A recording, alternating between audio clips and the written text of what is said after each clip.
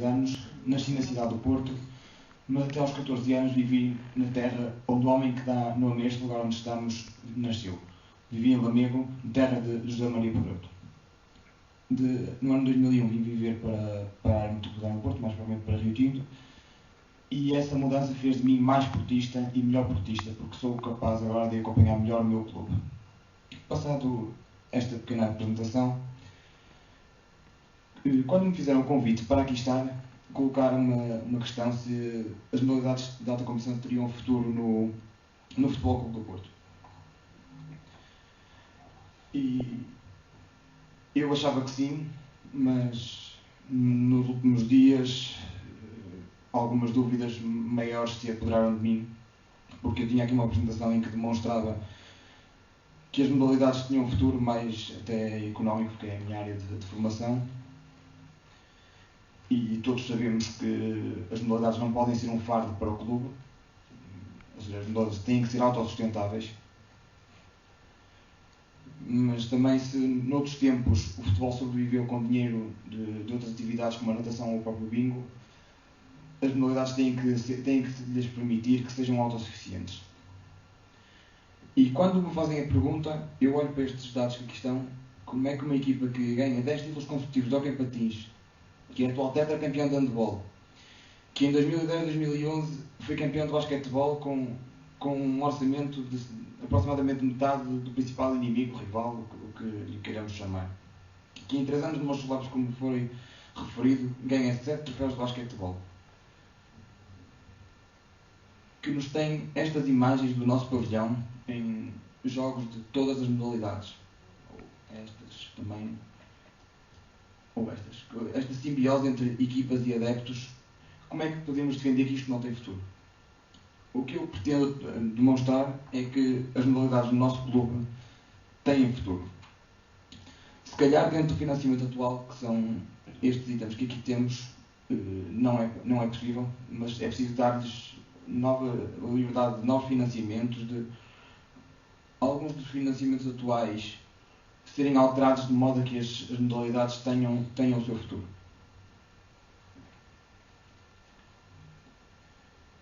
Quando falo em nova política de patrocínios, falo, por exemplo, que se dê total liberdade às secções de angariais dos patrocínios, sejam os maiores ou menores, porque não faz sentido que um pequeno empresário queira financiar uma secção, um escalão de uma determinada modalidade e seja obrigado a financiar o Grupo Futebol Clube Porto, tendo que endereçar o seu dinheiro à Porto Comercial. Se se entende no universo do Futebol Clube Porto que a Porto Comercial é fundamental na gestão dos patrocínios e do próprio merchandising, da própria bilheteira, então cria-se o que ele tem como fundo de Porto Comercial, em que uma parte dos patrocínios é para a Porto Comercial sobreviver, para criar a sua atividade, para continuar a gerir as bilheteiras das modalidades, o merchandising, tudo isso.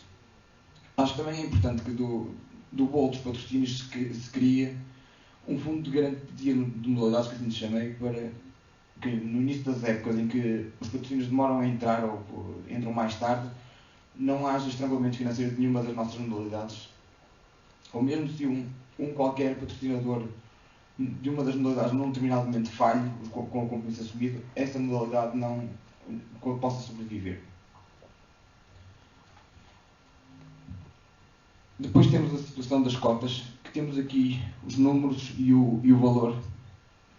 São mais de 97 mil sócios, o que nos dá um orçamento anual de quase 9 milhões de euros. Atualmente, divide-se entre 25% para o Futebol Clube Porto Clube e 75% para a SAD. Acho que é importante alterar esta situação, e se temos um estádio a pagar que é utilizado pelo Futebol Clube Porto SAD, acho que então o ideal será 50% das cotas que serem recebidas pelo clube e os outros 50% serem transferidos para a SAD. Esta alteração representaria uma diminuição na transferência para a Futebol Clube Porto SAD de cerca de 2 milhões de euros, 2% do orçamento anual, o que é pouco para o universo da Futebol Clube Porto SAD.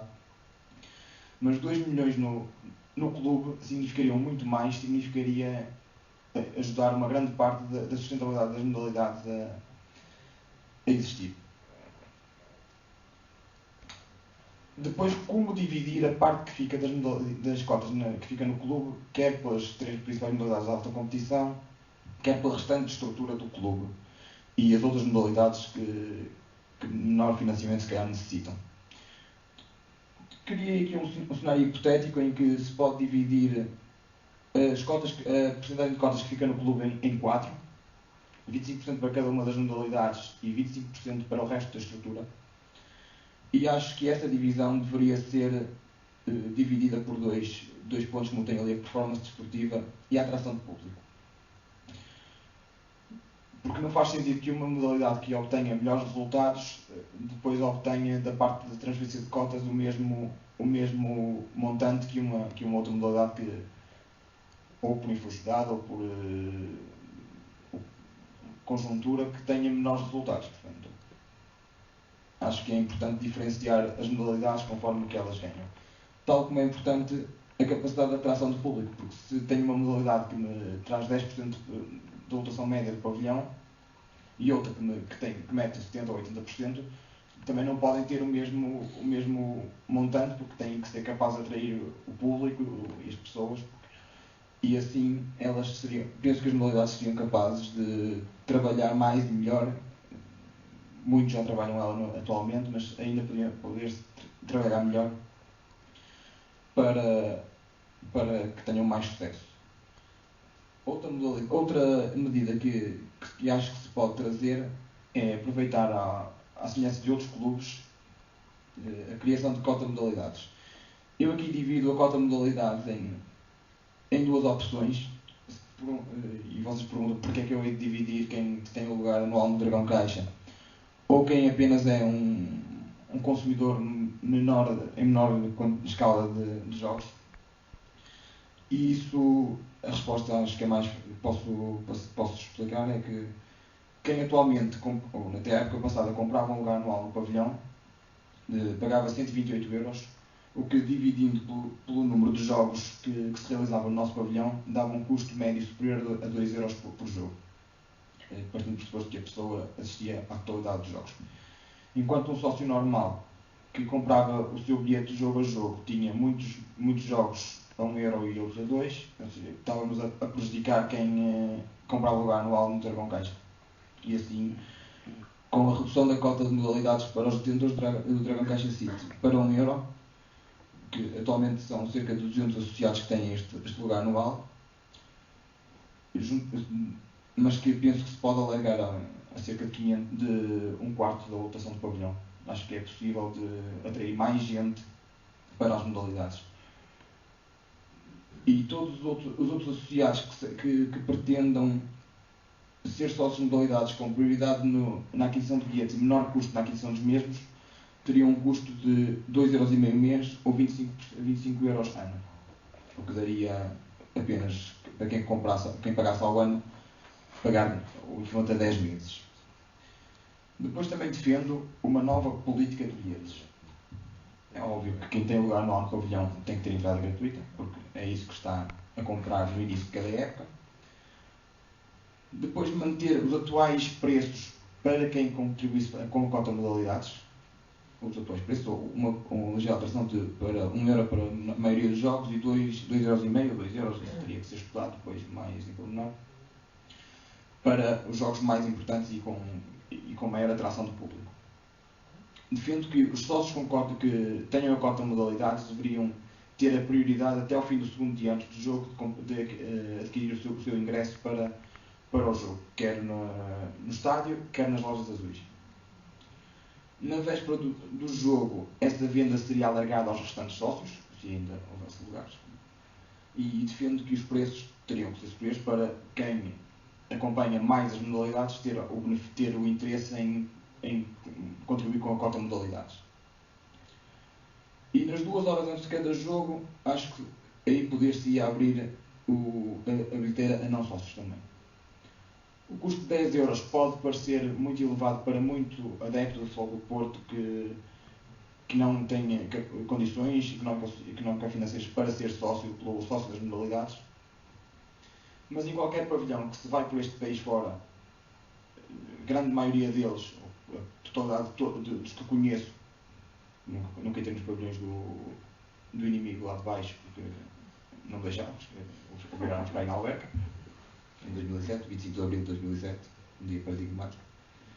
E se pagarmos 7, 8 euros, 10 euros muitas vezes, porque é que no nosso pavilhão, que é um pavilhão 5 estrelas, um pavilhão com todo o conforto, as pessoas que venham, quer apoiar os nossos adversários, quer os nossos adeptos que aparecem menos vezes, não poderão pagar esse mesmo montante.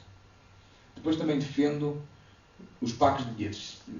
Se, por exemplo, temos um fim de semana em que tínhamos até agora jogos de 2 ou 3 modalidades e agora que tínhamos os jogos de handball e hockey, porque é que não se pode criar um pack para os 2 jogos e, por exemplo, um sócio de modalidades, em vez de ser 2,5 mais 2,5, ter, por exemplo, 3 euros ou 4 euros ou com um pequeno desconto.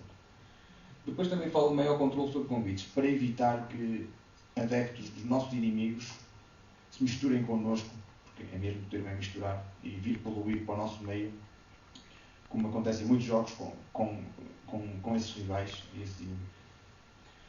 Depois defendo que a política de merchandising deve ser alterada para poder trazer maior atração de público e algumas receitas também. Temos aqui um exemplo de um cascol de uma das modalidades. Entretanto, houve um redesign dos mesmos, estão à venda nas lojas azuis e no pavilhão. Mas acho que o merchandising das modalidades fica por aí. Quando podíamos aproveitar bolas autografadas de qualquer uma das modalidades, sticks de hockey autografados, sticks de hockey não autografados normalmente para pessoas que estão a iniciar-se na modalidade, camisolas de jogo, não sei se já algum de vocês tentou comprar uma camisola de jogo de uma das modalidades na loja azul. É impossível, não há. A camisola que eu tenho vestida foi-me oferecida pelo capitão do basquetebol, Nuno Marçal, na época em que fomos campeões nacionais. Outros artigos de merchandising relativos às modalidades e mesmo artigos comemorativos das grandes conquistas internacionais. Deixo aqui espaço para responder às vossas questões no fim da seguinte apresentação e espero que o futuro das modalidades seja mais risonho e que o basquetebol regresse ao nosso clube, porque, tal como diz o comunicado da direção, é apenas uma suspensão. Quero acreditar que será uma suspensão, espero que só de um ano, porque não pretendo ver o meu clube afastado de mais uma modalidade para o futuro. Obrigado pela vossa atenção. Cá está, né? Já passam das 6 horas, são quase 6 horas, não é fácil, 7 horas, estamos aqui a tarde toda, acredito que seja cansativo. Eu fui convidado pelo Paulo para estar aqui presente e nestas 2 últimas semanas questionei muitas vezes o que é que eu venho cá fazer. Eu olhava para este PowerPoint, o meu ecrã está branco, eu não percebo muito disto, tive que pedir ajuda para completar e as pessoas perguntavam o que é que eu queria fazer e eu, então, na última semana não fazia a mínima ideia do que eu queria. Achei que tinha que vir, por respeito às pessoas que cá vinham e por muito respeito que tenho ao Paulo, e estou muito agradecido pelo convite que ele me fez, mas é por isso que eu cá estou mesmo, porque a minha vontade diminuiu bastante com estes acontecimentos dos últimos tempos. Pronto, a minha apresentação começa com um dispositivo branco por engano meu, como é óbvio. Chamo-me Luís Marques, joguei muito no Dragão Caixa, fora também, normalmente. No estádio, por incrível que pareça, pela primeira vez eu sinto que ainda não renovei o lugar anual, não sei se vou renovar. Sinto-me, pela primeira vez, desde que me conheço, não me sinto identificado com o meu clube. Porque sempre conheci o meu clube com o hockey patins, com o handball, com o basquetebol, com o futebol, uma modalidade de eleição para todos nós, e sinto que não me identifico, sempre me identifiquei com tudo que o meu clube fazia e agora, nestes últimos dias, não sei muito bem o que dizer. Falando das modalidades, que é para isso que cá estamos, se há interesse nas modalidades ou não, por parte dos adeptos, eu acho que a média das ciências diz tudo. Se não há no Futebol Clube do Porto, onde é que há interesse nas modalidades? Se o Porto não consegue manter as modalidades, quem vai conseguir? Tirando o inimigo, como o Fernando gosta de chamar, que tem as suas entradas de capital, nós não sabemos muito bem de onde, mas a verdade é que dinheiro entra, mais nenhum clube então em Portugal poderia resistir. Porque se o Futebol Clube do Porto não consegue, é o clube com mais sucesso nos últimos 20 ou 30 anos, não consegue resistir a isto, quem vai conseguir? Bem, nós, que distingue as modalidades atualmente do futebol sénior, em meu entender, há a marca Porto ainda nas modalidades. Nós sentimos a mística ainda quando vamos ao pavilhão. Vemos no fim os jogadores a cumprimentarem os adeptos, vemos que os jogadores conhecem os adeptos conhecem perfeitamente os jogadores, há ali uma relação que não há no futebol, que a Fernanda falou muito bem no início, e o Mário também, que não custa. Um jogador de futebol não tem que ser a estrela inacessível. Não custa, quando uma criança está a pedir um autógrafo a um jogador, ele falar 2 segundos com ele, nunca mais se vai lembrar dele e o miúdo vai se lembrar daquilo para a vida toda. E é isso que faz a mudança, que faz a diferença nas modalidades. São estes jogadores com vários anos de casa. Temos o Marçal, o Reinaldo, o Ricardo Moreira, temos o Tiago Rocha, o Filipe Santos, tantos jogadores que cá estão há muitos anos e que nós, quando pensamos em hockey patins, vem-nos à cabeça esses jogadores. Não nos vêm aqueles jogadores que cá estão meio ano, como no futebol, cá estão meio ano e depois dizem, vão receber um Dragão de Ouro e dizem que estão muito contentes e que querem experimentar outra liga. O que é isto? Isto não é o Futebol Clube do Porto, não é o Porto que eu conheço e não foi o Porto que eu cresci a admirar. Bom, outro ponto muito forte nas nossas modalidades são os treinadores. Tanto o Franklin, que foi campeão, como o Obradovic, o Montes Lopes e o Tom Neves, são treinadores de Porto. Todos eles se identificam perfeitamente com a cultura do Futebol Clube do Porto. São treinadores que, pela sua capacidade, pela sua competência, conseguem atrair jogadores que ganham muito menos cá do que noutros sítios. Isto no basquete então é muito mais claro. Eu tinha conhecimento que havia jogadores espanhóis da Liga Espanhola que ganhavam muito mais, gostavam de vir jogar no Futebol Clube do Porto por causa do treinador. Tal como lá no handball e no hockey patins, nós vemos as entrevistas ainda recentes do Vitor Hugo, do Jorge, as pessoas dizem que querem trabalhar com o Tom Neves. E as pessoas sentem mesmo isso. O Obradovic igual, nós vemos os resultados do Obradovic, que todos sabemos que tem uns treinos muito duros, aquela própria cultura sérvia, mas os resultados estão à vista e os jogadores adoram-no, tal como adoravam o Montes e como adoram o Tom Neves. Como falei, a tal ligação aos adeptos e a proximidade é o que acaba por manter a mística e é o que nos faz estar muito mais ligados nas modalidades em relação ao futebol. Nós nas modalidades não vemos os chamados pipoqueiros, não é? Que estão no estádio, que aos 2 minutos, há um exemplo perfeito para mim, que foi Porto Benfica, em futebol, época 2010-2011, nós estávamos em primeiro com não sei quantos pontos de avanço, estávamos a lutar pela Liga Europa, estamos a jogar a meia-final da Taça de Portugal em casa, contra uma equipa de lá de baixo. Aos 2 minutos, ainda 0-0, Saponar faz um passo para trás, ou falha um passo, e 10% do estádio subia. Qual é a exigência do adepto portista, então? Uma equipa que é campeã sem derrotas, que ganha a Liga Europa, que ganha a Taça de Portugal, e nós a subíamos aos 2 minutos porque o jogador falhou o passo. E o jogador tem que ser uma máquina que não pode falhar. E é isso que nós nas modalidades temos muito diferente, que é as poucas pessoas que lá estão. Digo poucas porque acho que podiam estar mais e o clube também podia ter uma palavra a dizer nisso. Poucas pessoas que lá estão não permitem que, se há alguma manifestação dessas, as pessoas não permitem que isso aconteça, à semelhança do que acontecia há uns anos na Curva Sul, por exemplo, do estádio, no famoso tribunal. As pessoas eram exigentes, mas ao mesmo tempo sabiam reconhecer muito o valor das pessoas que cá estão. Então, como atrair mais adeptos, mantendo essa mística? Bem, eu tive que recorrer aqui, porque ainda há pouco falamos aqui dos blogs, que penso que foi uma das pessoas que ainda aqui está. Nos blogs que nós temos muito, falamos muito, não é? E acabamos muitas vezes por não, os chamados netéis, como o Paulo falou muito bem, que as pessoas escrevem, podemos fazer isto, podemos fazer aquilo e nunca passamos à prática. Então o que é que nós fizemos há 2 anos, na Assembleia Geral de 2010? Qual o melhor sítio para falar das nossas propostas? A Assembleia Geral, órgão máximo do clube. Vamos então propor coisas à direção, não com um sentido crítico, aliás, com um sentido crítico, uma crítica construtiva. De forma alguma alguém está contra a direção, porque esta direção tem-nos dado as alegrias, todos sabemos, não é? E fez o Futebol Clube do Porto que é hoje. Então o que é que nós fizemos? Fizemos um apanhado de ideias, porque acho que vale a pena situar. Com a chegada ao Dragão Caixa, nós criamos ali um grupo, como muito com a ajuda dos blogs também, pessoas que se conheciam dos blogs, que acabamos por juntar, com o gosto das modalidades, acabamos por nos juntar ali naquele setor 4. Começamos a seguir muito mais jogos fora, porque a facilidade era maior, não é? Em vez de eu ir sozinho a Barcelos ver um jogo de basquete, que se calhar não ia, com certeza absoluta que não ia, sabendo que há mais 7 ou 8 pessoas que querem ir ver esse jogo, nós juntamos e começamos por criar uma amizade entre todos. Hoje em dia somos, no futebol, várias vezes vamos mais de 50 a ver os jogos, e nas modalidades há pessoas desse grupo que foram, por exemplo, ver as Final 8, Final 4 de Hockey Patins, foram ver, por exemplo, o handball a León, a Espanha, coisas que seriam impensáveis se calhar há 5 anos atrás, e com o Dragão Caixa nós conseguimos criar esse dinamismo, essa dinâmica e apoiar ainda mais o clube e de uma forma mais organizada. Então esse tal grupo de amigos, eu posso dizer assim, decidimos apresentar à direção umas propostas para a viabilidade das modalidades. O que é que fizemos então?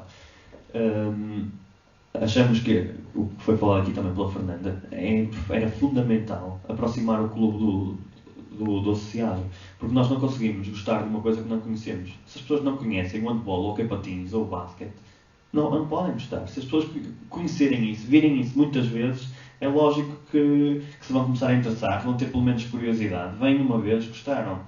Podem voltar até, não gostar, paciência, vieram uma vez e no mínimo conseguimos alguma receita com isso. Isto foi há 2 anos. Algumas dessas coisas tiveram uma grande evolução, principalmente com o Porto Canal. Nós tínhamos falado disso na altura, falamos da cota das modalidades, e é isso outra coisa que eu não consigo perceber com o final do basquetebol, porque não custa tentar. Uma das propostas que fizemos foi uma cota facultativa aos sócios, 1 euro ou 2 euros por mês. O clube, como é óbvio, passa por dificuldades financeiras como todos passamos. Toda a Europa passa, nós não estamos à parte. Então, se nós escrevêssemos uma carta a cada sócio dizendo: meus amigos, a situação do clube é difícil, nós vamos continuar ou não vamos continuar? Será que vale a pena? Será que vocês estão interessados em ajudar? Vamos dar 1 euro por mês a reverter inteiramente para as modalidades. Quem quiser dá, quem não quiser não dá, e quem quiser dar tem benefícios com isso, vai ter X bilhetes ou tem bilhetes mais baratos. Qualquer coisa, no mínimo, garante a continuidade do clube tal como ele é e garante a continuidade das modalidades. Porque é lógico que o clube passa por essas dificuldades financeiras, mas o clube nem tentou fazer isso, o clube não consultou os sócios e tomou uma decisão drástica, perdendo eu arrisco-me a dizer que foi o melhor treinador de sempre que o basquetebol passou pelo Porto, Montes Lopes, não só pelas suas capacidades, mas por ser uma pessoa do norte de Espanha, um galego, que em 3 anos sente mais o Porto, se calhar, do que muitas pessoas que cá estão e se calhar do que algumas que tomaram a decisão de extinguir a modalidade. Marcação de horários dos jogos, nós falamos disso na altura e houve melhorias posteriores a isso. Nós vimos este ano já várias vezes jogos de basquetebol cedidos de jogos de hockey patins ou de handball, fazer tardes esportivas no Dragão Caixa, à semelhança do que havia no Américo de Sá, por exemplo, que as pessoas vinham cá, viam 2 ou 3 jogos e íamos para o futebol a seguir, que é completamente diferente de haver um jogo a meio da semana às 9 da noite, que muitas pessoas trabalham e é complicado virmos cá durante a semana. A oferta de bilhetes e descontos foi proposta também na altura e houve grandes melhorias em relação a isso, mas acabou por se criar depois uma desigualdade, porque com estes bilhetes a 1 euro, como o Fernando falou, e muito bem, tens o número total de jogos deste ano. Pronto, 19 modalidades em cada uma delas, bilhetes a 1 euro, em alguns jogos bilhetes gratuitos, estávamos a beneficiar quem não comprou o lugar anual. Quem comprava o lugar anual tinha o bilhete de 2,25€ e os restantes conseguiam esse bilhete mais barato. É claro que depois há os benefícios normais nos jogos grandes ter o bilhete garantido e tal, mas financeiramente não acontecia o que acontece, por exemplo, no estádio, que compensa claramente comprar o Dragon Seat.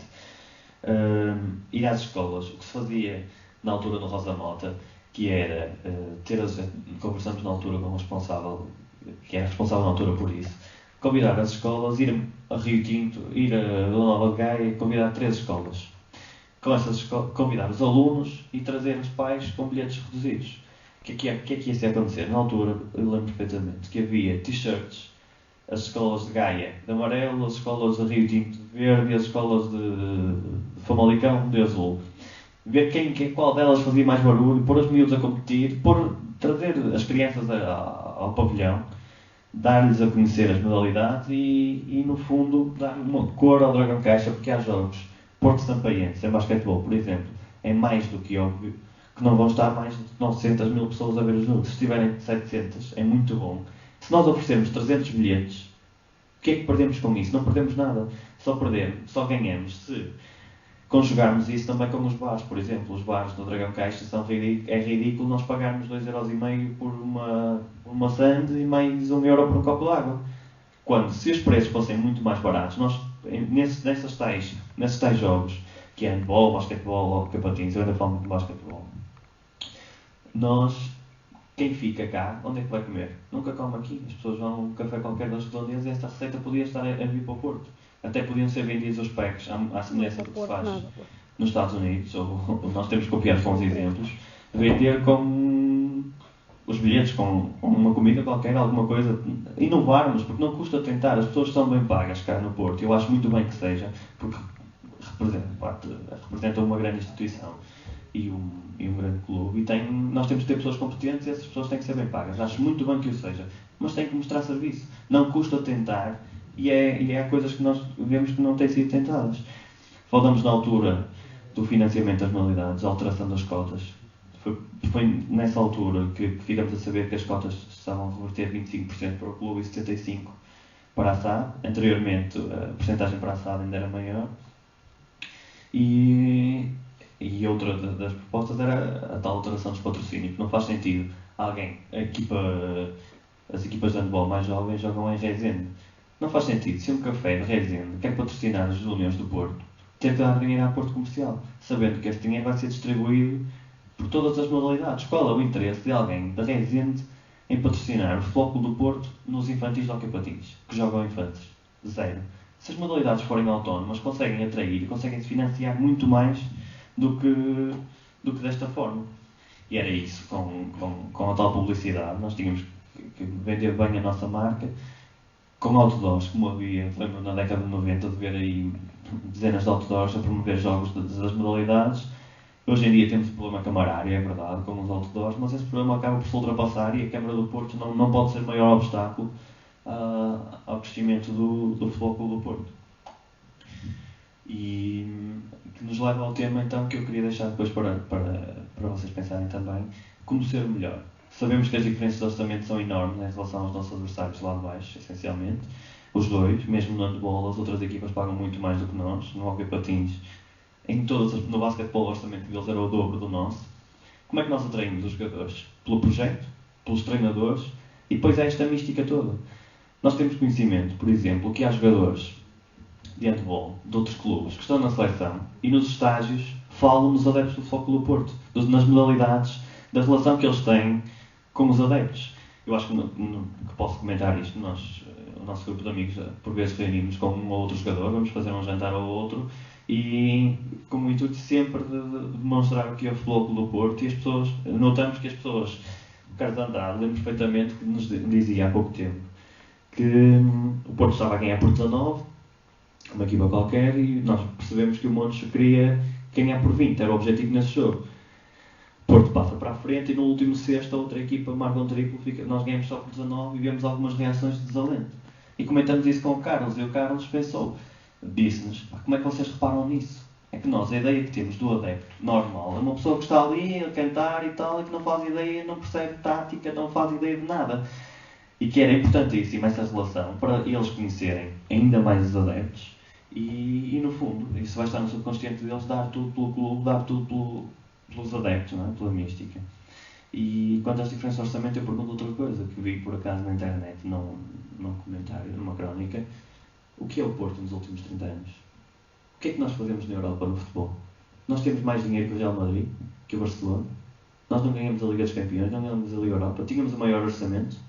Nós lutamos no futebol contra tudo e contra todos, com orçamentos reduzidos, e conseguimos os resultados que temos nos últimos anos, que são brilhantes, que eu arrisco-me a dizer que a nível, se compararmos a relação ao orçamento, resultados esportivos, duvido que haja alguém no mundo, que tenha melhores resultados que o Futebol Clube do Porto. Por isso nós nas modalidades só temos que aplicar isso. Temos que aplicar os conhecimentos que temos, porque nós temos esses conhecimentos, se os aplicamos no futebol temos que os ter, por isso temos que os aplicar nas modalidades e ter os resultados, não é? que são óbvios, que passam pela conquista dos títulos. E pronto, termino por aqui. Obrigado a todos por terem vindo, por me terem ouvido. Se tiver alguma pergunta a fazer, estamos disponíveis.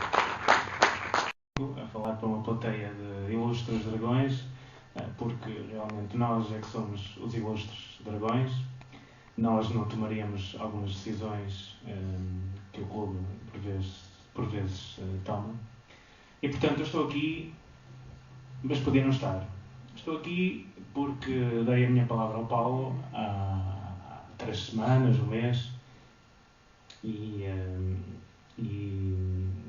portanto a minha amizade e estima que eu tenho pelo Paulo fez com que eu realmente mantivesse a promessa de estar aqui, porque o que se passou na última semana foi um momento muito triste, foi um momento negro da história do Futebol Clube do Porto, em que não foram ouvidos os sócios e foi tomada uma decisão radical e posso-vos dizer que me roubaram parte da ilusão e da paixão que eu tenho por este clube desde criança.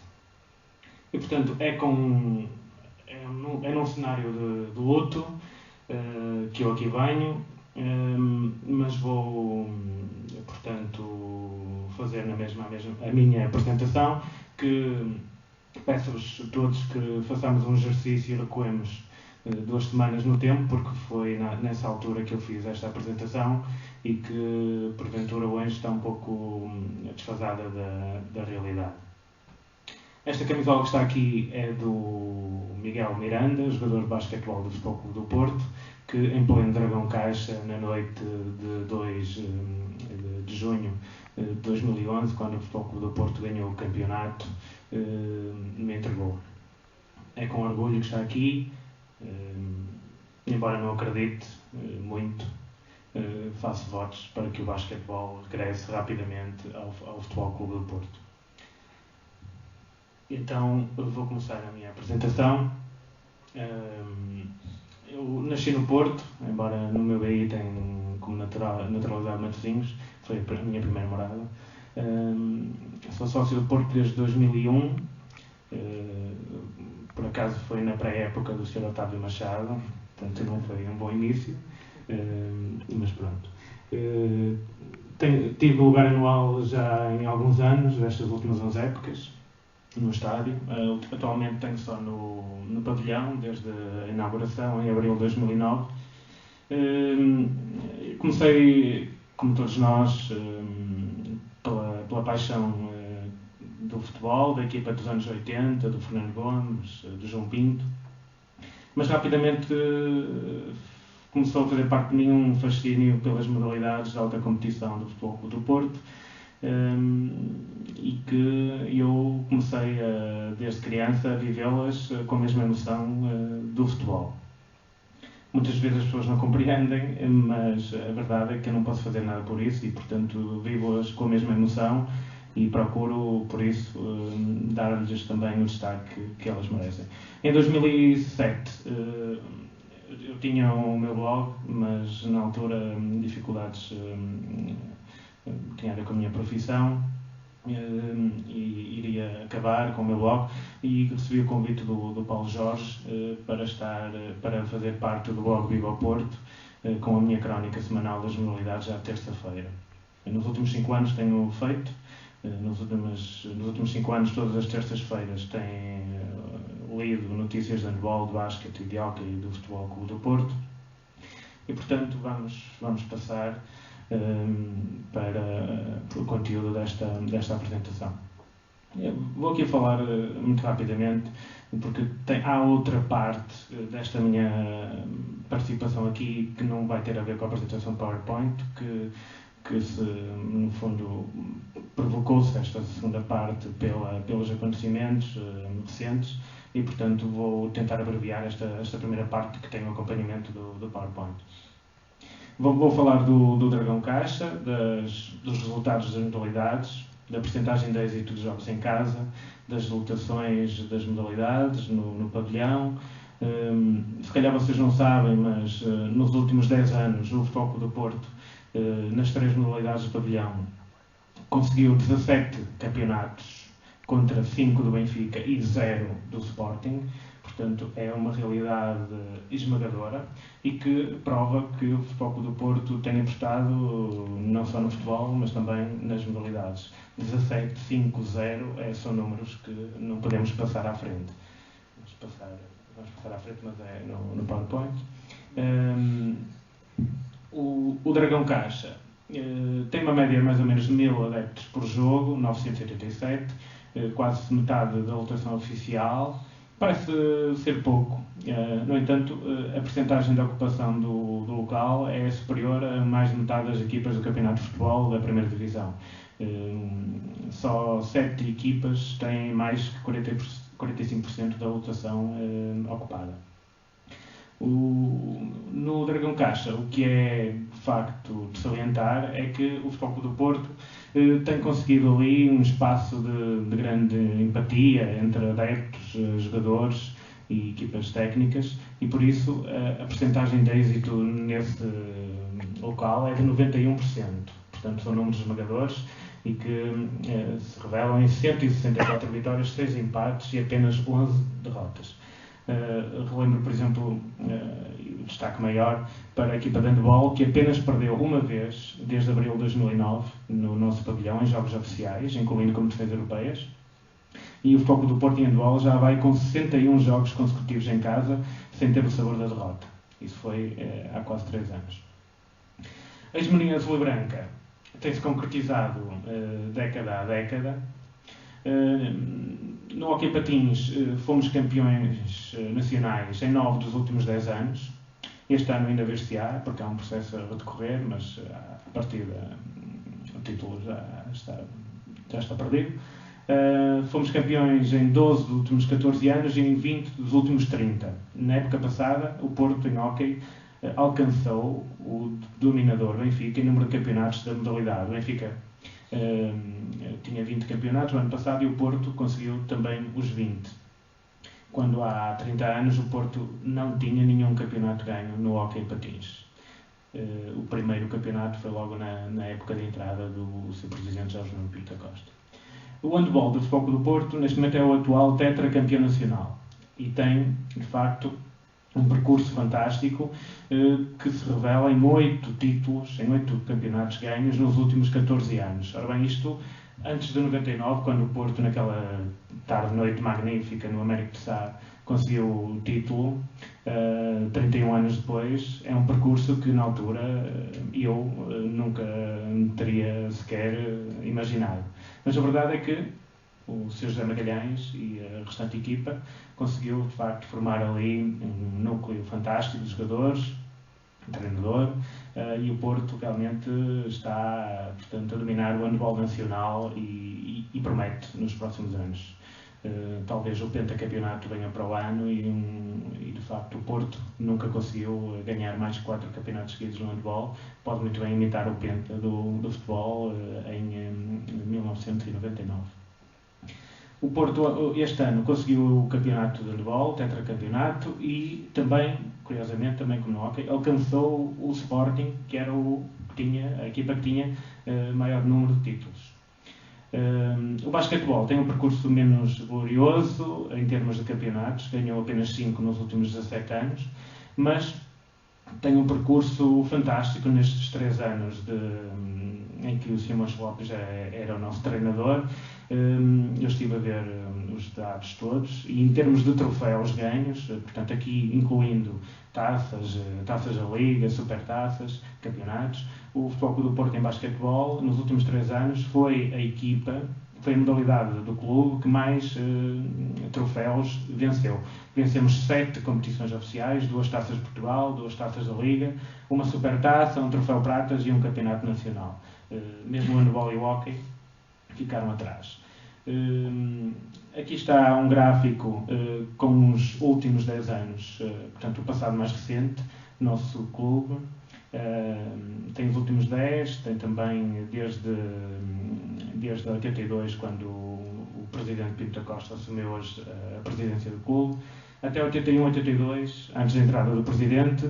Em termos de modalidades de alta competição, handball, basquete e hóquei, o Futebol Clube do Porto tinha apenas 14 campeonatos, contra 28 do Benfica e 28 do Sporting. Depois, A equipa portista começou a equilibrar os números com o Benfica nos primeiros 10 anos de Pinto da Costa. A partir de 92-93 até 2001-2002, portanto, quando o Presidente completou 20 anos, o Porto estava também a equilibrar as contas com o Benfica, mas foi nos últimos 10 anos que o Porto, portanto, teve a verdadeira explosão também nas modalidades e, portanto, está ali o gráfico, não deixa dúvidas. A cor verde nem sequer aparece, o azul está em grande destaque com 17 campeonatos contra apenas 5 do Benfica. E nos 30 anos de Pinto da Costa, o Porto leva uma diferença já de 11 campeonatos à frente do Benfica e, portanto, já ultrapassou o Sporting em termos de história. O Benfica ainda está com 3 campeonatos à frente, mas em 82 tinha 14 de avanço, agora só tem 3 e, portanto, tal como no futebol, o Porto nas modalidades está muito perto de alcançar o Benfica. No futebol, eu lembro que já o ultrapassou em termos de troféus. Pronto. Sobre isto, peço ao Luís que ultrapasse este status, que já este também. Passar. De facto, as dificuldades financeiras de todos os clubes são uma realidade que o Foco do Porto também não pode ultrapassar. E, portanto, eu procurei nesta minha apresentação, mais do que abordar aqui a questão financeira, porque os meus colegas a seguir o farão, procurei fazer um ponto de situação e, portanto, tentar revelar que, mesmo com essas dificuldades, o Porto tem conseguido ludibriar a questão e, através de uma gestão eficaz, tem conseguido superar, inclusivamente, os rivais de Lisboa. A projeção mediática das modalidades, de facto, também tem crescido, facto atestado pelas excelentes assistências no nosso pavilhão, podiam ser melhores, efetivamente, mas são boas e o Porto é o clube com mais assistências nas modalidades extra-futebol. Podes passar. E, portanto, ok, eu vou acelerar. Portanto, independentemente de haver uma clara futebolização do desporto, penso que há espaço e vontade dentro do clube para que se continue a honrar a história das modalidades. Portanto, julgo que o orgulho que nós temos nas modalidades, o orgulho que nós temos nas modalidades, penso que no clube vai continuar. Embora, de facto, os acontecimentos da última semana não atestam 100% esta minha afirmação. Vamos esperar que no futuro a situação do basquetebol se resolva, embora realmente com a decisão tomada não me parece muito credível que tal suceda. Vamos aguardar. Relativamente à situação do basquetebol, e agora passando um bocadinho ao lado desta apresentação que eram só rosas, não é? Agora vamos aos espinhos.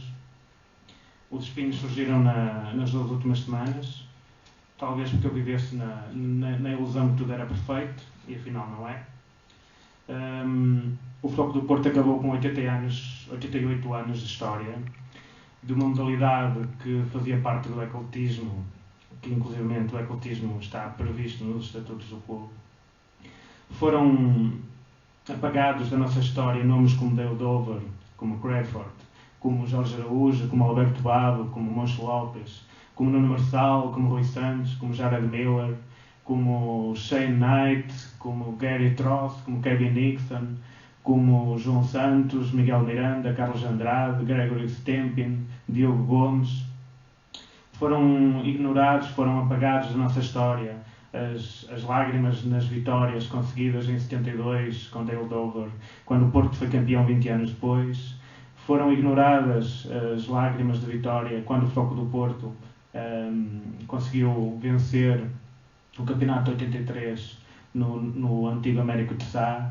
Foi também ignorado, foi também apagada da nossa história todos os troféus ganhos pelo professor Jorge Araújo e pelo professor Alberto Bado e também pelo Sr. Luís Magalhães. Foram apagados da nossa história 3 anos fantásticos de uma equipa de guerreiros no Dragão Caixa, treinados pelo Sr. Mancho Lopes, uma personalidade que eu tenho o prazer de conhecer pessoalmente e de trocar e-mails com ele. E, portanto, é uma pessoa que me marcou muito e que o basquetebol nem sequer é a minha modalidade preferida a seguir ao futebol, mas que, com a convivência que eu tive com o Sr. Mancho Lopes, esta decisão da direção do Futebol Clube do Porto magoou-me imenso e, portanto, eu deixo-vos agora